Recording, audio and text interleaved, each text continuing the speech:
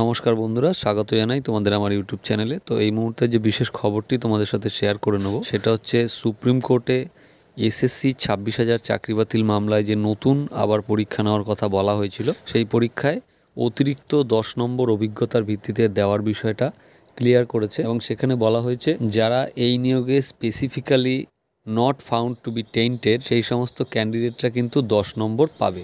এইবার এইখানে একটা মজার বিষয় হলো, প্রথম যখন সুপ্রিম কোর্ট রায়টি দেয় জাস্টিস খান্নার নেতৃত্বে, সেখানে কিন্তু পরিষ্কারভাবে বলা ছিল যে যেহেতু পুরো প্যানেলটাই দুর্নীতির দায়ে বাতিল করা হচ্ছে, তার জন্য এই প্যানেলের কেউ অর্থাৎ যারা specifically not found to be tainted সেই সমস্ত ক্যান্ডিডেটরাও কিন্তু কোনো রকম স্পেশাল ফেসিলিটি পাবে না বা এক্সট্রা ফেসিলিটি তারা পাবে না। কিন্তু বর্তমানে এসএসসি যে নিয়মটি করেছে সেই নিয়মের বলে তারা কিন্তু এই অতিরিক্ত 10 নম্বর পাবে। তো এই জায়গাটাই গতদিন বিকাশ রঞ্জন ভট্টাচার্য বাবু তিনি বোঝানোর চেষ্টা করছিলেন জজ সাহেবকে, কিন্তু জজ সাহেব অত্যন্ত অধৈর্য হয়ে অত্যন্ত বিরক্ত হয়ে তিনি এটাই বোঝাতে চাইলেন যে তিনি আর কিছুই শুনবেন না। যা নিয়ম এসএসসি করেছে, এসএসসির সেই নিয়ম করার অধিকার আছে এবং সেই নিয়মেই পরীক্ষাটি হবে, কারণ কোথাও না কোথাও গিয়ে থামতে হবে। এই যে পরস্পর বিষয়টা নিয়ে মামলা হচ্ছে, এটা কিন্তু এন্ডিং দরকার বা শেষ হওয়া দরকার এবং নির্দিষ্ট সময়ের মধ্যে নিয়োগটা কমপ্লিট করা দরকার, নাহলে পরবর্তীকালে জটিলতা আসে। এই হচ্ছে মামলার ফাইন্ডিং অন্তত সুপ্রিম কোর্টের পক্ষ থেকে। কিন্তু এইখানেই বেশ কিছু প্রশ্ন রয়েছে, যে প্রশ্নগুলো কিন্তু একটা সময় গিয়ে আবার অ্যারাইজ করবে, উত্থাপিত হবে প্রশ্নগুলো এবং সেটা নিয়ে আরও বড় জটিলতার সৃষ্টি হওয়ার একটা সম্ভাবনা কিন্তু রয়েছে। এখানে প্রথম কথা, সুপ্রিম কোর্ট যেটা জানতে চাইলেন বিকাশবাবুর কাছে যে আপনারা কি টেন্টেড না নন টেন্টেড, কিন্তু আশ্চর্যের বিষয় হলো সুপ্রিম কোর্ট যেটা বলল যে আপনারা টেন্টেড না নন টেন্টেড, যদি টেন্টেড এবং নন টেন্টেড এটা পৃথক করাই যায় তাহলে সুপ্রিম কোর্ট প্যানেলটি বাতিল করলো কেন? এবং সুপ্রিম কোর্ট তার রায়ে কিন্তু এইভাবে রায়টি দেয়নি। তার রায়ে তখন বলেছিল যে কিছু লোক আছে specifically found to be tainted এবং কিছু লোক আছে specifically not found to be tainted. কিন্তু সেই জায়গায় সুপ্রিম কোর্ট সম্প্রতি এই কথাটি বলল যে আপনারা কি টেন্টেড না নন টেন্টেড। তার মানে এই কথাটা কিন্তু তাদের রায়ের সাথে মিলছে না, কারণ টেন্টেড নন টেন্টেড পৃথক করা গেলে প্যানেল বাতিল করার কোনো মানে থাকে না। সেই জায়গাটা একটা কিন্তু বড় প্রশ্ন রয়ে যাচ্ছে। আর একটা বিষয় হচ্ছে, যেখানে সুপ্রিম কোর্ট নিজেই বলছে যে এই সমস্ত ক্যান্ডিডেটরা কোনো রকম ফেসিলিটি বা এক্সট্রা সুবিধা পাবে না, সেখানে সুপ্রিম কোর্ট সেই সমস্ত ক্যান্ডিডেটদের হয়েই আগের দিন ওকালতি করলো যে না, এদের 10 নম্বর দিতে কি অসুবিধা আছে, এদের তো এক্সপিরিয়েন্স আছে। তো যেখানে দুর্নীতির দায়ে গোটা প্যানেলটা বাতিল হয়ে গেছে, সেখানে তাদেরকে যদি এক্সপিরিয়েন্সের জন্য সুবিধা দিতে হয়, তাহলে যে সমস্ত ক্যান্ডিডেটরা এই দুর্নীতির জন্য চাকরি পায়নি অর্থাৎ ওয়েটিং লিস্টের যে সমস্ত ক্যান্ডিডেটরা, তাহলে তাদের কি হবে? এক যাত্রায় তো পৃথক ফল হতে পারে না।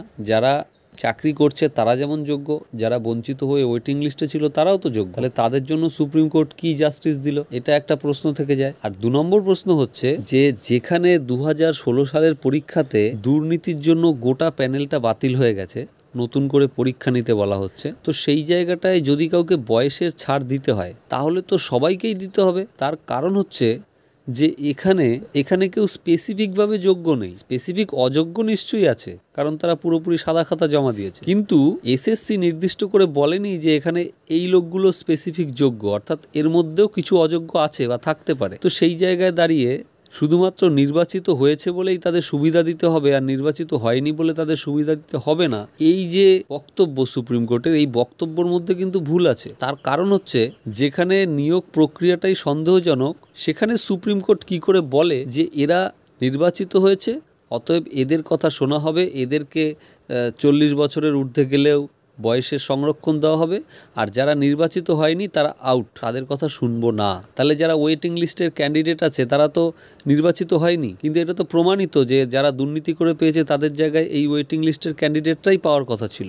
তাহলে তারা কেন বয়সের ছাড় পাবে না? কেন যারা ওয়েটিং লিস্টেও নেই কিন্তু পরীক্ষায় বসেছিল দুর্নীতির দায়ে যেহেতু পুরো প্যানেল বাতিল, তারাও কেন 40 বছর ঊর্ধ্বে বয়সের ছাড় পাবে না? সেটা যেটা সুপ্রিম কোর্ট বলেছিল যে প্রতিবন্ধী ক্যান্ডিডেটদেরকে বয়সের ছাড় দেওয়া হোক, সে বিষয়ে কারোরই কোনো দ্বিমত নেই, এটা আমরা সবাই জানি যে সেটা কেউ অমত করবে না। কিন্তু শুধুমাত্র যারা নির্বাচিত হয়েছিল তাদেরকে বয়সের ছাড় দেওয়া হচ্ছে, এইটা যখন সুপ্রিম কোর্ট বলছে তখন সুপ্রিম কোর্টের এটাও ভেবে দেখা উচিত যে যারা নির্বাচিত হয়েছিল তারা সঠিকভাবে নির্বাচিত হয়েছিল কি, সঠিক পদ্ধতিতে নির্বাচিত হয়েছিল কিনা, সেটা তো হয়নি। ফলত তারা কাদের হয়ে ওকালতি করছে, সুপ্রিম কোর্ট কাদের হয়ে ওকালতি করছে, এটা কিন্তু বোঝা গেল না। এবং এইখানেই শেষ নয়, যখন এই বিচারপতি তো এনার অনেকটাই বয়স হয়ে গিয়েছে, এই নিয়োগ হতে হতে অর্থাৎ এখন জুলাই, আগস্ট, সেপ্টেম্বর, অক্টোবর নভেম্বরের মধ্যে হয়তো রেজাল্ট দিয়ে দিতে পারে।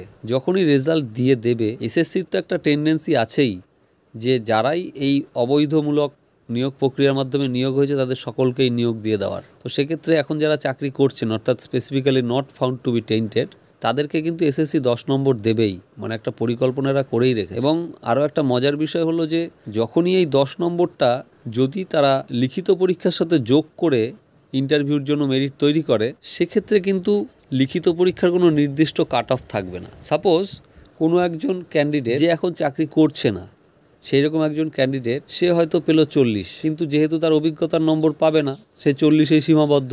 আবার দেখা যাচ্ছে যিনি চাকরি করছেন এইরকম কোনো একজন ক্যান্ডিডেট, তিনি পেলেন 32, কিন্তু যেহেতু তিনি চাকরি করছেন তাই তিনি অভিজ্ঞতার নম্বর পাবেন, তাহলে তিনি পেয়ে যাবেন 42। অর্থাৎ দেখা যাবে যে কেউ 40 পেয়েও ইন্টারভিউতে ডাক পেল না, আবার দেখা যাবে কেউ 32 পেয়েও ইন্টারভিউতে ডাক পেল। অর্থাৎ ইন্টারভিউতে ডাক পাওয়ার জন্য লিখিত পরীক্ষার কোনো নির্দিষ্ট কাট অফ থাকবে না। তো এই বিষয়টাও কিন্তু একটা অত্যন্ত জটিল বিষয়, কারণ আমরা সকলেই জানি যে লিখিত পরীক্ষার জন্য বিশ্বের অন্তত যে সভ্য দেশ আছে, অসভ্য দেশের কথা বলতে পারবো না, কিন্তু সভ্য দেশগুলোতে কিন্তু এটাই নিয়ম যে আগে প্রাথমিক যোগ্যতার যে পরীক্ষা, সেই পরীক্ষায় তোমাকে পাশ করতে হবে, তারপরে তোমার সেকেন্ডারি কি কোয়ালিফিকেশান আছে সেটা দেখা হবে। এমনকি যেসব পরীক্ষাগুলোতে ইন্টারভিউর আগে 2টো ধাপের পরীক্ষা হয়, সেক্ষেত্রেও কিন্তু দেখা যায় একটা ধাপ থাকে কোয়ালিফাইং, আর একটা ধাপ থাকে রিটেন বা তার স্কিল টেস্টের পরীক্ষা।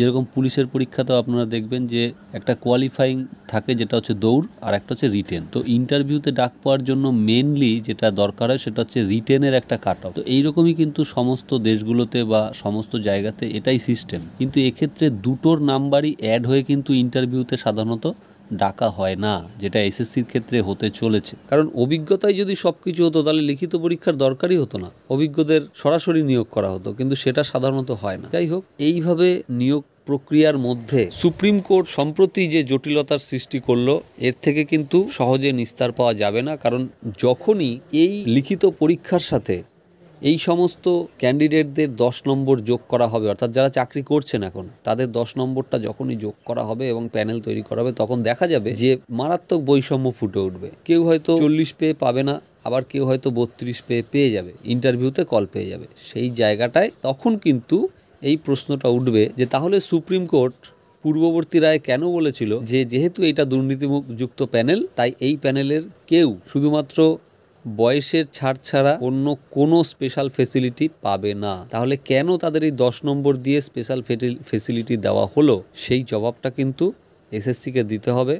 এবং সম্প্রতি সুপ্রিম কোর্ট যে রায়টি দিয়েছে, সেই রায়টিও কিন্তু তখন ক্রিটিসাইজ হবে। তখন একটা সময় এটা পরিষ্কার হবে যে বিকাশবাবু সঠিক আর্গুমেন্ট করেছিলেন। এবং আপনারা যদি ভিডিওটি দেখেন, আমি ভিডিওটি এখানে দিচ্ছি না, তার কারণ অনেকটা বড় হয়ে যাবে ভিডিওটি, বিভিন্ন ইউটিউব চ্যানেলে সেটা অ্যাভেলেবেল আছে। বিচারপতি যেরকম আচরণ করলেন, বিকাশবাবুর কোনো বক্তব্য শুনতেই চাইলেন, একেবারে মানে পুরো মনে হলো যে যেন উনি এই সমস্ত যারা এখন চাকরি করছেন সেই সমস্ত ক্যান্ডিডেটদের হয়ে উনি নিজেই ওকালতি করছেন, এইরকম মনে হলো। যাই হোক, বিষয়টা অন্যায় করা হয়েছে এবং সুপ্রিম কোর্টের বিচারপতি বুঝে করুন না বুঝে করুন সেটা আগামী দিনে পরিষ্কার হবে, এবং এই বিষয়টা নিয়ে আগামী দিনে ডেফিনেটলি কেস হবে, এটুকু বলার অবকাশ রাখে না। তো যাই হোক, আপনারা যারা ফ্রেশার ক্যান্ডিডেট রয়েছেন তারা প্রিপারেশন শুরু করে দিন। আপনারা দেখবেন যখনই ইন্টারভিউর জন্য প্যানেল প্রস্তুত করা হবে, যদি কোনো ক্রমে এই সমস্ত এখন যারা সার্ভিসে আছে তাদেরকে 10 নম্বর দেওয়া হয়, তাহলে কিন্তু এটা নিয়ে মামলা হবেই। এবং সেখানে এটাই বলা হবে যে প্রথম রায় কিন্তু বলাই ছিল যে এরা বয়সের ছাড় ছাড়া অন্য আর কোনো ফেসিলিটি পাবে না, তাহলে কেন এদের 10 নম্বর দেওয়া হলো। তো যাই হোক, এই 10 নম্বরের বিষয়টা নিয়ে অতটা চিন্তিত হওয়ার সেরকম কারণ এই মুহূর্তেই নেই। আর যেটা ওরা 20 নম্বর রেখেছে, সেখানে আইন অনুযায়ী কিছু করার নেই, যেটা ইন্টারভিউ অ্যাপটিটিউড টেস্ট, যেহেতু এটা এসএসসির হাতেই রয়েছে এবং তারা নতুন বিধি করে পরীক্ষাটা নিতে পারবে এটা বলা হচ্ছে, তার জন্য ওটা নিয়ে আর ভেবে এই মুহূর্তে কিছু লাভ নেই, কারণ ওখানে আপনারা সকলেই সমানভাবে প্রতিযোগিতা করতে পারবেন। তো যাই হোক, এখনকার জন্য এটুকুই ছিল ভিডিওটি। সবাই ভালো থাকবেন, দেখা হচ্ছে পরের ভিডিওতে। ধন্যবাদ।